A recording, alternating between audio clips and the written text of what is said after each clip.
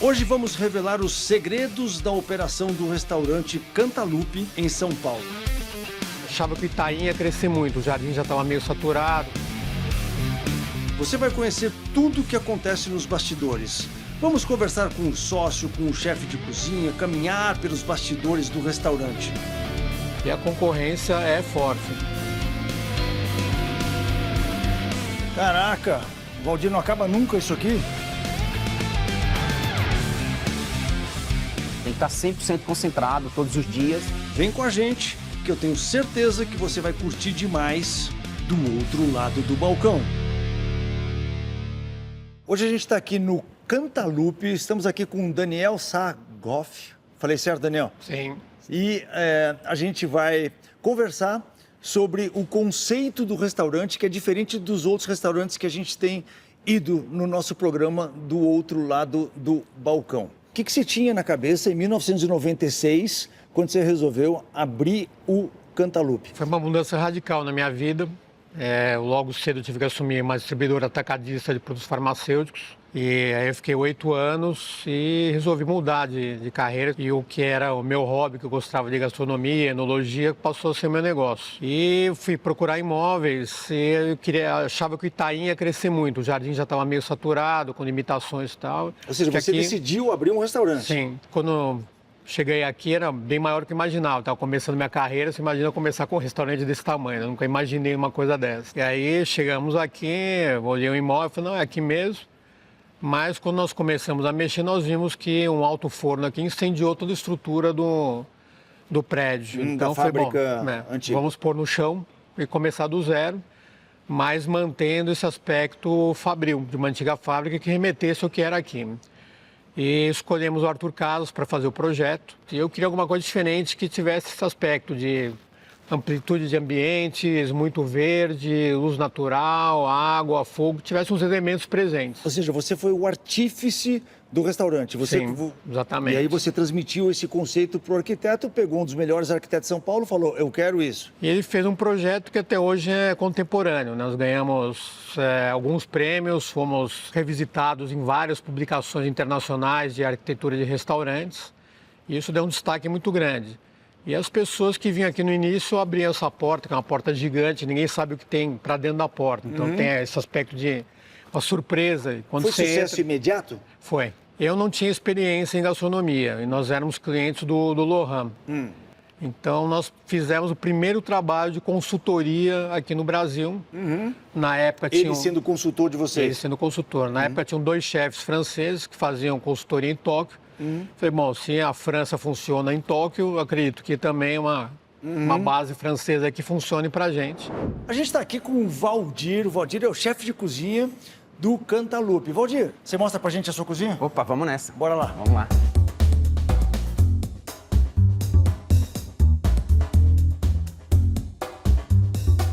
Valdir, a gente entrou na sua cozinha agora. Eu quero saber o seguinte, a geografia da cozinha qual é? Como é que você chama essa área aqui? Isso aqui a gente chama da boqueta. Aqui é onde vem os pratos. É o passe? É o passe. Tá. E aqui é onde a gente deixa os pratos finalizados para daqui ir para a sala. Tá, você na hora do pico, você mora aqui? Aqui. É isso? É aqui. Valdir, essa parte aqui, qual que é? Aqui a gente temos a parte da entrada, que é o garde-manger. E aqui a gente temos a parte do sobremesa. Ou seja, tudo que é frio? Tudo que é frio. Sai dessa parte aqui. Entrada e sobremesa. Normalmente na hora do pico trabalha quantas pessoas aqui? Trabalha um na entrada, 2 na sobremesa. Aqui você tem os fornos? Aqui eu tenho os fornos, os Hartron, né? Que são os fornos de mais precisão. Tá. Que entrega com muita precisão. Tá, caríssimo esse forno. Esse é aquele carão, né? Esse é bem caro. Só aqui tem o quê? Uns 2 carros, provavelmente.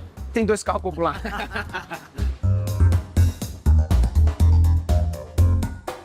Aqui a gente tá passando pra parte quente da cozinha, né? É a parte quente da cozinha. Desse lado é o quê e daquele lado é o quê? Aqui a gente separamos por setores. Nós chamamos de praça. Tá. Aqui é a praça da carne, nós cozinhamos só as carnes. Tá. Estamos fazendo um molho ali, um fundo branco. Desse outro lado, a gente cozinhamos as massas. Tá. Lá naquele outro lado, só os peixes. Então a gente não tem uma mistura de nenhum setor. Porque hoje o meu peixe vai ser em cima da carne. Não, é tudo separado um do outro. E cada zona tem a sua respectiva geladeira com uma mise en place. Mise en place é aquela organização inicial que a gente tem para a praça funcionar com sucesso, é isso? É isso. Tá, deixa eu te falar. A gente está vendo umas panelas grandes aqui. Então você mistura a parte de a cozinha de produção com a cozinha de finalização. É tudo feito aqui. É tudo feito aqui. Na hora do pico você tira essas panelão e aí fica só os cozinheiros na finalização. É isso. É isso. Ó, vou te falar, eu conheço muitos restaurantes em São Paulo. Esse aqui, com esse pé direito, com essa estrutura que você tem um jardim, tem aquela parte aberta e essa parte fechada, tem esse bar magnífico. Cara, isso aqui é uma apoteose gastronômica. E já era naquela época, então eu imagino que o sucesso tenha sido estrondoso. Hoje você tem uma competição feroz. Como que você vê isso, ser um restaurateur naquela época, em 96, e hoje? Eu acho que restaurantes do meu nível, na época que nós abrimos, se contavam nos dedos. E não tinha essa coisa do que tem hoje, que hoje praticamente abre um restaurante por semana. Sim. Nós achamos que a pandemia ia enfraquecer, isso daí não enfraqueceu. Pós-pandemia, você vê os restaurantes novos vindo com tudo aí. E a concorrência é forte. Quais os diferenciais que você tem hoje para concorrer com esses restaurantes que estão pululando pela cidade toda, na sua opinião? É o reconhecimento do cliente, a regularidade do trabalho, um custo-benefício muito bom. Você fala que nós somos caros, na verdade não somos.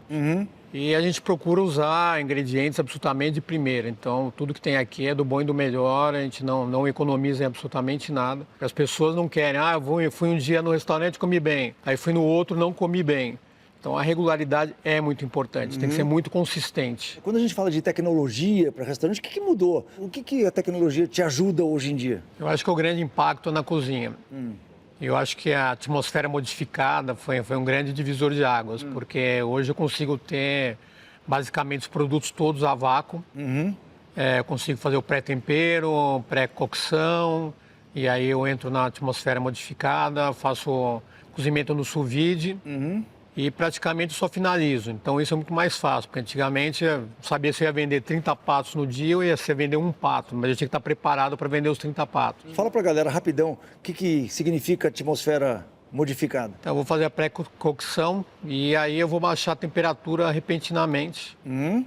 De uma forma que eu consigo manter a qualidade do alimento, as fibras, tudo absolutamente controlado. E aí preserva a vácuo e aí eu ponho na câmara de resfriados lá e isso dura muito mais. Então eu consigo ter produtos para 3 meses, eventualmente algum tipo de produto. Tá. E a pessoa vai lá, se tiver que ter um a mais, um a menos, alguma coisa tal, vai lá, quebra a embalagem, né, tira do vácuo e faz só a finalização.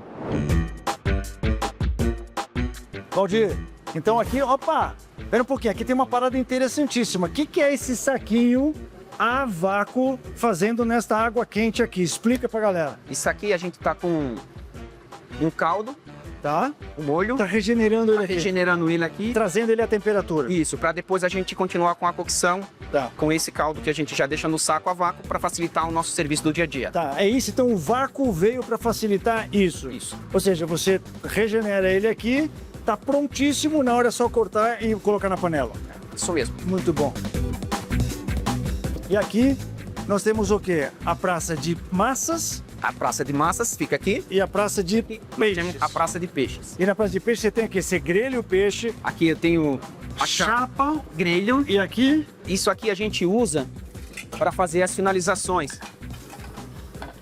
Para que essa panela, se ele ficar nesse fogo, ela vai acabar queimando porque ela é um pouco pequeno fundo. Entendi. Então, para não queimar tudo isso, né, os ingredientes que tá aqui, a gente usa essa chapa francesa que ela nos porque ajuda essa muito. parte aqui é muito mais quente, essa mais- parte é mais suave, então você consegue controlar só arrastando. Isso. Aqui nós temos a geladeira da Praça dos Peixes, onde utilizamos só os peixes. Nessa ali, a mesa, onde fica a mesa em place da Praça das Massas. Tudo etiquetado, tudo com data etiquetado, certinho. Tudo certinho. Muito Para bom, facilitar isso, usamos o sistema. Parabéns, Valdir, a sua cozinha é sensacional. Você falou que o custo-benefício é bom. Para você ter um custo-benefício bom com uma estrutura como essa, isso impacta no seu CMV? O seu CMV é alto por conta de ser um custo-benefício bom? Nós temos uma parte muito importante aqui, que é a parte de eventos. Então, nós temos, além do Cantaloupe, mais 2 espaços anexos de eventos. E a margem de eventos é muito boa. Então, a gente consegue, com um faturamento maior, uma redução do CMV também, um aproveitamento melhor. Ah, Então a entendi. gente tem um CMV bem controlado. Você pode dizer para a galera que está assistindo, que são os donos de restaurante, quanto que é o seu CMV aqui, em média? É a minha média de 28, que é excelente, É uma média ótima. muito boa. Se você fosse ter só operação de eventos, de restaurantes, sem ter os eventos, Provavelmente o meu talvez CMV seria maior, seria ele em torno seria- de 32%. ele seria maior. É. Antes de você entrar no negócio de gastronomia, você imaginava qual seria a complexidade de você lidar com um restaurante? Eu tinha uma noção, mas bem longe da realidade. Porque eu acho que talvez seja o ramo que mais tem variáveis e é muito difícil você controlar todos, até porque algumas são subjetivas, que é o gosto do cliente, a aspiração dele, o humor dele no dia que ele vem aqui. Então tem coisas que a gente consegue controlar, que são físicas, quantitativas e qualitativas, mas tem outras coisas que... Isso do ponto de vista do front, mas e do ponto de vista do back? Hoje o controle do CMV é essencial, porque, como você falou, as margens já não são mais iguais.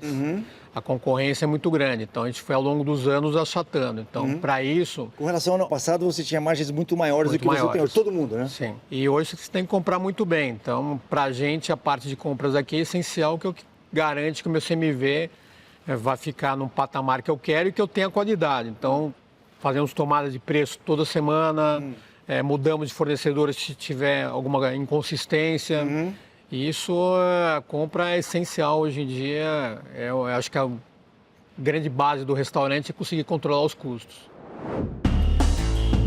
Aqui o rapaz está dando um tapa no peixe. Essa área aqui é o quê? Uma pré-cozinha, é isso? Aqui é onde a gente faz a preparação dos peixes. Tá. Como eu recebo peixe quase todos os dias, porque meus peixes têm que estar sempre frescos. Ou seja, você não lida com peixe congelado, você congela aqui. Não, se eu tiver que congelar, eu congelo aqui. Tá. Porque eu tenho o meu ultracongelador e depois levo para o freezer. Tá, o ultracongelador é o quê? Você cozinha qualquer coisa, bota no ultracongelador que está menos 40 graus, ele resfria em quanto tempo? Aí, se ele tiver com a temperatura de 150 graus, 160 graus, ele vai resfriar, ele vai chegar a congelar em uns 15 minutos. Em 15 minutos ele congela. Congela. Caraca.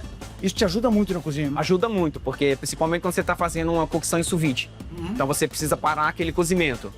Você tirou dali, vai pro ultracongelador e ele rapidamente ele congela. Sensacional. Esse é um equipamento fundamental na sua cozinha. Para mim é fundamental. Ele e o forno racha. Ele e o racho. Aqui é onde fica a nossa câmera fria. Nós sempre tem os jalecos para o funcionário utilizar, porque Pra ele não pegar uma gripe. pegar uma gripe. Tem sempre os jalecos térmicos. Aqui a gente tem nossa câmera, onde ficam os produtos resfriados, né? Onde a gente tem a parte dos queijos, manteiga, creme de leite, ovos, enfim. Ou seja, laticínios é sempre Laticínio, aqui. sempre na mesma sequência. Aqui hortifruti. Hortifruti. Tá, aqui Aqui a gente tem as proteínas animal, tá. tá? Filé mignon, Proteína animal, basicamente carnes. carnes. E ali, peixes. Aqui a gente tem a parte dos peixes, onde fica peixe, camarão. Aqui é aquele peixe que você mostrou pra gente que o cozinheiro estava fazendo no estado bruto que ele chegou do seu fornecedor. Ele chega assim, Ele chega assim, esse peixaço aqui. filetado e embalado a vácuo, porque eu sempre exijo as embalagens para ter a melhor qualidade dele. Entendi, porque ele vem cheio de gelo, mas o gelo não toca no Não peixe. toca no peixe. Perfeito. Quase todos os restaurantes que a gente vê, a câmara resfriada, ela é uma anticâmara da câmara congelada. É assim em quase todo lugar, né? Assim, Tá, abre aí pra gente dar uma olhadinha então o que tem na câmara congelada. Todas as coisas que tem que estar congeladas. tem que estar congelado. Porque muitos produtos que a gente compra já porcionado, já vem do fornecedor congelado e mantemos na temperatura acima de 18 graus Celsius. Aqui, Pode ir, vambora. Aqui tem mais uma câmara que é a câmara de lixo. O lixo tem que estar resfriado. É importante estar resfriado, certo? certo. Por quê? Porque aqui a gente não vai criar odor quando a gente tirar esse lixo daqui para ser descartado na rua. Então, sempre 0 grau. Na hora que o funcionário for remover, ele tem que utilizar essa capa de proteção para que ele não tenha nenhum tipo de contato, de contaminação com esse lixo que está aqui. Ou seja, todo restaurante bom tem que ter o seu lixo resfriado. Isso aí.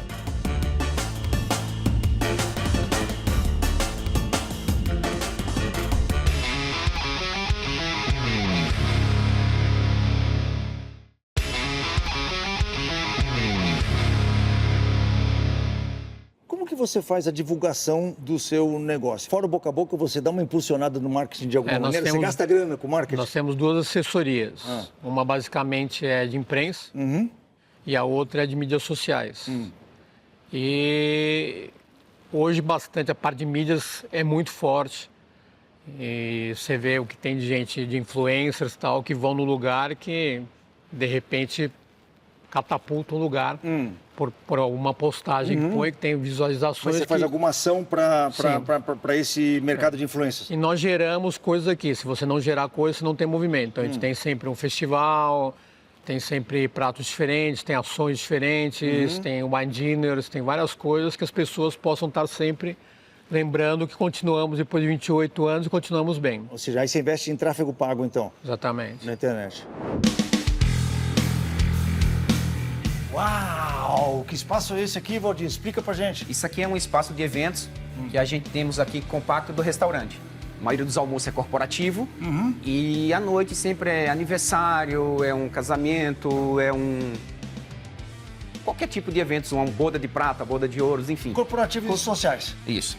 Valdir, então aqui você tem o bar e você tem a adega. Essa adega atende um restaurante e o bar atende esse espaço de eventos, é isso? É, esse bar é exclusivo para atender os eventos que existem aqui. E aqui em cima a gente temos nossa adega principal. Tá. Onde essa adega abastece lá o restaurante, todos os rótulos que estão lá, ficam armazenados aqui, porque aqui a gente tem temperatura controlada nessa adega. Ou seja, temos alguns milhões aqui dentro dessa adega, é isso? Seguro que sim.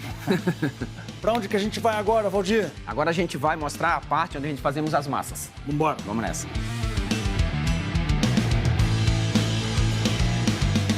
Quem é esse jovem rapaz e o que ele tá fazendo?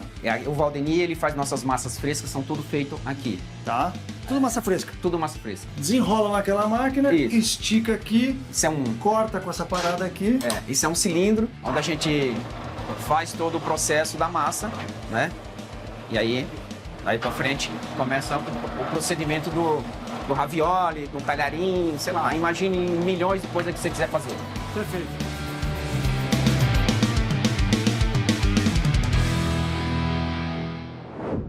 Hoje, uma pessoa que vai abrir um restaurante, por exemplo, você aconselha o quê? Disponibilidade está presente, porque a expectativa dos clientes é grande. O cliente quer que o dono esteja aqui, que saiba que está cuidando da casa, que está zelando para o negócio. Muita resiliência, porque não é um caminho fácil. O que você chama de resiliência? Tem que acreditar, estar presente e... tomar na cabeça e continuar seguindo. E continuar acordando todos os dias. Eu acho que na empolgação. Todo mundo acha que já vai sair no primeiro momento faturando com lucratividade. Muito pelo contrário. Para investir no negócio e... Talvez você tenha que investir mais para o restaurante decolar do que propriamente para abrir. Também, quanto que você considera que é necessário para um cara que investiu 10 milhões ter a mais de caixa para impulsionar o negócio, para passar os perrengues de fluxo de caixa inicial? Você tem que estar preparado para ter caixa para 7 meses. Então, você tem que considerar todos os seus custos fixos, variáveis e tal. Tem que ter um laço para isso, porque você vai ter prejuízo nos primeiros meses, porque até acertar a equipe, até acertar a CMV, até acertar a parte de compras, até você estar realmente pedalando com o público, com casa cheia, você vai ter que pôr dinheiro para a operação funcionar. Um open doors de 7 meses. Cara, isso depende muito também do tipo de negócio. Então, negócios menores têm um desempenho diferente, negócios maiores têm um fluxo de caixa, é necessário um fluxo de caixa maior. Né?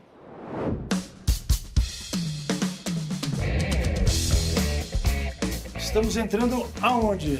Aqui a gente está entrando na nossa cozinha de apoio, onde a gente tem a cozinha só para servir essas pessoas que estão aqui nesse evento específico. Tá, e além disso, você faz o quê? Eu tô vendo um monte de pão por aqui. Além dos eventos, um dia que a gente faz toda a nossa produção de pães aqui, porque todos os nossos pães também são produzidos... Do restaurante são todos feitos aqui? Todos feitos aqui. Valdir, então o nosso jovem... Samuel, ele está fazendo o que exatamente aqui? Ele é o chefe da padaria, ele é o padeiro-chefe, é isso? Ele é o padeiro-chefe. Tá. Ele está formatando os pães, para depois vai com higiene, fermenta esse pão e depois ele finaliza no forno, assando ele. Nossos pães são feitos todos os dias para servir o couvert no almoço Todo e no dia jantar. pãozinho fresco. Todo dia pãozinho fresco. E aí tem que pesar para sair a mesma gramatura para cada bolinha daquela. Isso, para que não saia um pão desigual do outro. Ah, esse ficou maior, aquele ficou menor. Tem que ser exatamente padrão, igual. Muito bom. Bora lá, Valdir. Vamos Opa, nessa. pãozinho pronto aqui. Pode roubar um? Pode roubar um. Pode. Fresquíssimo, que delícia.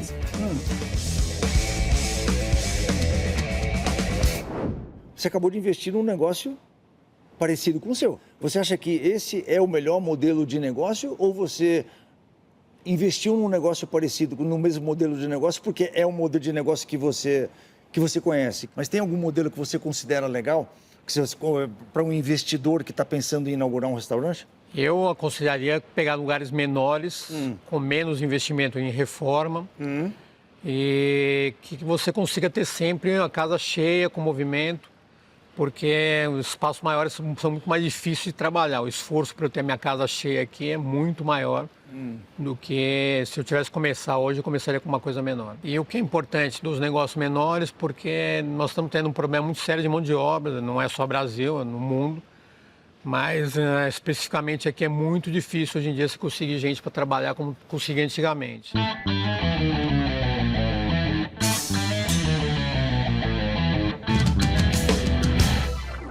Caraca, Valdir, não acaba nunca isso aqui? Acaba não. Terra infinita, é isso? Verdade. Aqui é mais um salão de eventos que nós temos, aqui um pouco maior que aquele outro que a gente estava agora há pouco, que também fazemos o mesmo tipo de eventos. Pô, e que legal, porque com a mesma estrutura que vocês têm de cozinha, de pessoal, tá, os custos já estão aí e vocês agregam esse faturamento de eventos. Sensacional. Tem evento sempre aqui? Sempre.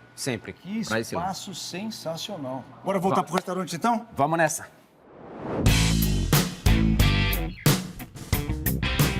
Luan, tudo bem com você? Tudo, sim. Você está fazendo o que exatamente aí? É um Agora drink? uma Qual drink é esse? Uma caipirinha. Você tem que saber o nome de todos os copos exatamente, né? É. Tem que ser exato. Na maioria nesse das assunto, vezes, né? sim. Não dá pra você Porque chutar. Aquele copo gordinho, pequeno, não. Tem que ser o nome do copo. Tem que ser o nome do copo. E acontece do cara pedir caipirinha com pouco açúcar num copo grande com bastante gelo. Acontece. E aí o garçom que ele escreve na comanda ou ele vem aqui e Não, tem que ele te escreve na transmitir? comanda. Ele escreve na comanda, tem Sempre que na estar tudo comanda. preto no branco. Uhum. É assim que Geralmente é funciona. assim. Sim, eu tô vendo que você tá sozinho aqui porque é almoço e o Agora. vento tá fraco. Agora eu tô sozinho, Daqui mas a pouco vai chegar um monte de gente e você fica com quem aqui atrás? Você tem um Trabalho- assistente de barman? Não, eu trabalho com barmans. Qual a diferença? Que o barman ele é formado, Ele é formado, ele sabe montar a praça dele, ele consegue se virar sem ninguém estar no pé dele. Tá. Quais os drinks da moda hoje? Mocha coquetéis. Mocha coquetéis são soft drinks sem álcool. Isso tá na moda agora. Tá Mock vindo coquetéis. Mocha Mock coquetéis. tipo falso. Isso, É um falso coquetel falso, que não tem álcool. Tem muita gente que vem e vem dirigindo e não querem consumir álcool e querem alguma coisa bem parecida. Então eles pedem um mocha coquetel. Ah, que legal. Então isso tá tá Tá forte. bem hypado agora. E você tem que ter especialização em vinho também? Você tem que conhecer de vinho para trabalhar atrás do bar? O básico. Digamos assim, ah não, mas você gosta de um vinho mais pegado, você vai logo pro Malbec, É. um mais tranquilo, um Syrah. Aí você vai nessa linha de raciocínio. Luan, não vou te atrapalhar mais, cara. Vou te deixar trabalhar, que eu tô vendo que tá enchendo aqui o salão e você tá aí que nem uma aranha, com braço pra tudo quanto é lado. Correndo Cara, de um maior lado pro prazer. outro. Volta qualquer dia pra tomar um drink aqui. Pô, já vou ficar aqui tomando drink agora.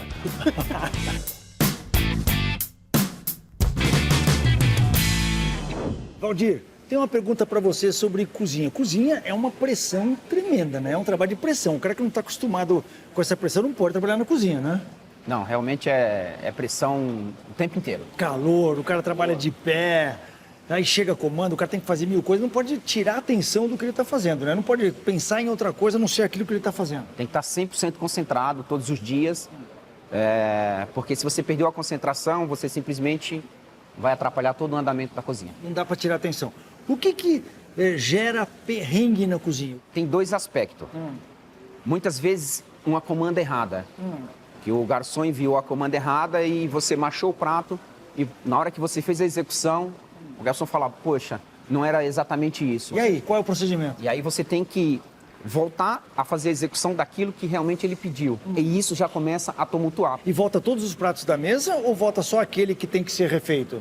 Normalmente volta todos que estão na mesa. Volta todos os pratos Todos. da mesa? Todo, porque tem que ser servido tudo simultaneamente. E aí volta tudo junto? Tudo junto. E tem que fazer tudo de novo? Fazer tudo de novo. A mesa inteira de novo? E nessa hora, aí você tem que estar muito centralizado, porque se você passar o nervosismo pro cozinheiro, Sim. aí trava geral. Falar pro garçom, ou pro cozinheiro, se concentra e vamos consertar o que deu de errado. Tá. É como se fosse uma outra mesa, só que você tem que passar ela na frente de todos os outros comandos, é isso? É isso. Caraca, que situação. Então você refaz a mesa toda. A mesa toda, tem que refazer todos os pratos. Tá.